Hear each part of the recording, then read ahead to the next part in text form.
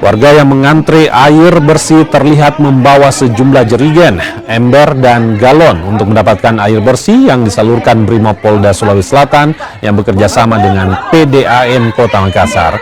Sebanyak 3 mobil tangki air milik PDAM Kota Makassar dan Brimob Batalion A Pelopor Polda Sulawesi Selatan diturunkan.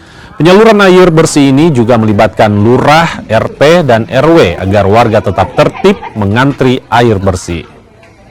Personil Batalion A Pelopor, Satuan Brimob Polda Sulawesi Selatan bersama PDAM Kota Makassar melaksanakan kegiatan hari ini bantuan pembagian penyaluran air bersih ke wilayah yang terdampak kekeringan, yaitu lokasi di Kelurahan Paranglayan, Kecamatan Bontoala, Kota Makassar, dalam rangka HUT Pelopor yang ke-64. Terima kasih. Assalamualaikum warahmatullahi wabarakatuh.